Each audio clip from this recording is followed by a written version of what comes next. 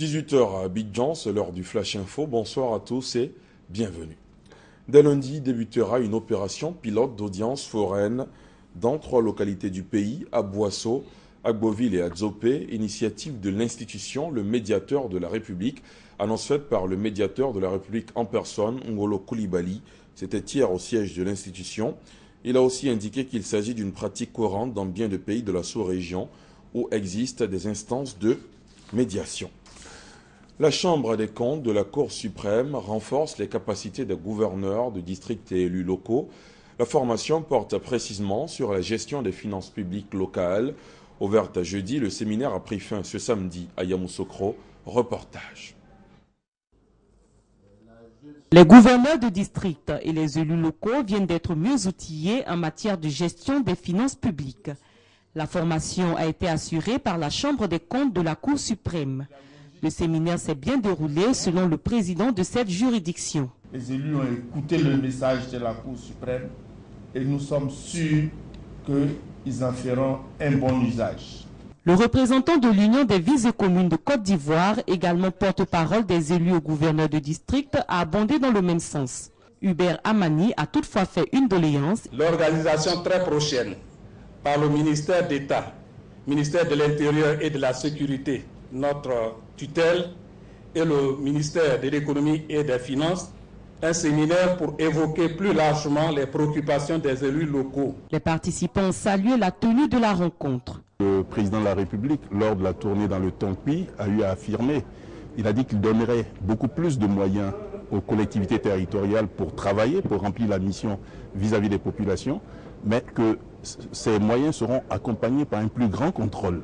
Donc il était important que les élus locaux connaissent les moyens, les procédures de ce contrôle. Ce séminaire nous a permis d'exprimer nos besoins vis-à-vis de nos gouvernants, de nos décideurs.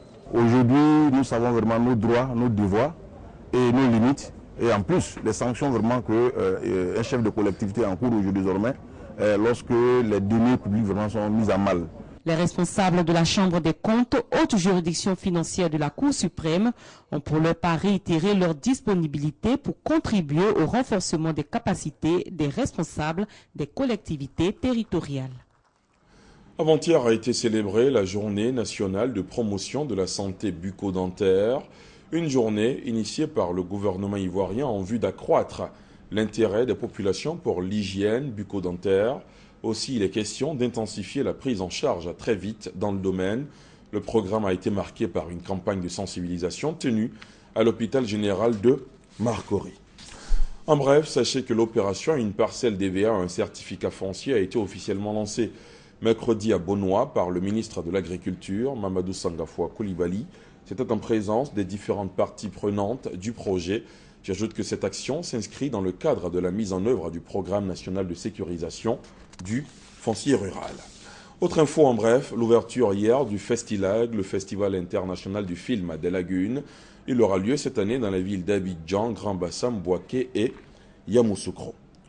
Dans le 20h, on parlera également agriculture. Ne pensez pas tout de suite à l'agriculture classique, l'activité de culture des terres, mais il faut plutôt entendre l'agriculture qui se rapproche de l'art culturel, l'agriculture qui entre dans le musée des civilisations, un sujet inédit à suivre dans la page culture de la grande édition avec notre invitée qui répond au nom de Sylvie Memel-Kassi, elle est directrice du musée des civilisations de Côte d'Ivoire. Voilà, c'est la fin de ce Flash Info. Merci de l'avoir suivi.